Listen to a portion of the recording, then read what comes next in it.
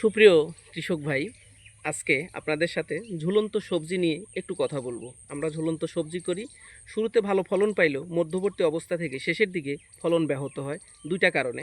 একটা দেখেন, এই যে আমাদের এইভাবে স্ত্রী ফুলগুলো নষ্ট হয়ে যায়, মাথাটা কুকড়ায় যায়, অনেক সময় এর আর বাড়তে আসে না। এটা হচ্ছে মূলত দুইটা কারণে হয়। একটা হচ্ছে আপনার জাপ পোকা অ্যাটাক করলে, অথবা যদি আপনার এর ভিতরে কীড়া অ্যাটাক করে, তাহলে এ থেকে মুক্ত থাকার জন্য, ফসলকে রক্ষা করার জন্য অ্যামামেকটিন বেনজোয়েট এবং ইমিডাক্লোরোফিড পরিমিত মাত্রায় আপনি দিতে পারেন, তাহলে এই রোগ থেকে মুক্ত থাকবেন। আরেকটা হচ্ছে ফুলের তুলনায় ফল কম আসে, এরকম জালিগুলো ছিদ্র করে নষ্ট করে ফেলে। ফুলের তুলনায় যদি ফল কম আসে, সেক্ষেত্রে আপনি একটা ব্যবহার করতে পারেন। এই যে দেখেন, এইরকম ফুলগুলোকে বলা হয় পুরুষ ফুল। আর যেটা স্ত্রী ফুলের গোড়ায় কিন্তু এরকম ফল থাকবে। এই যে এটা হচ্ছে স্ত্রী ফুল, তাহলে এইটা উঠাবেন না, এটা জমিতে থাকবে। এই ফুলটা আপনাকে উঠাইতে হবে। প্রতি 1 লিটার পানিতে এরকম 10টা ফুল তুলে সদ্য ফোটা ফুলটা হইতে হবে।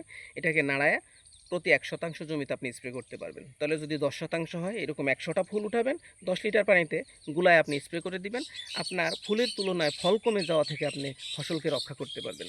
আর যদি দেখেন এই ধরনের জালি বা ফলগুলো আপনার কীড়ায় অ্যাটাক করছে, বা এখানে ফল ছিদ্রকারী পোকার অ্যাটাক করছে, তাহলে আপনি দুইটা ব্যবহার করতে পারেন। একটা সেক্সপেরিমন ফাঁদ দিতে পারেন প্রতি শতাংশে একটা। আর আরেকটা হচ্ছে আপনি এখানে অ্যামামেকটিন বেনজোয়েট পরিমিত মাত্রায় প্রতি সপ্তাহে একবার ব্যবহার করলে আশা করি আপনার ফসলটা এই সমস্যা থেকে মুক্ত থাকবে। ধন্যবাদ আপনাদেরকে।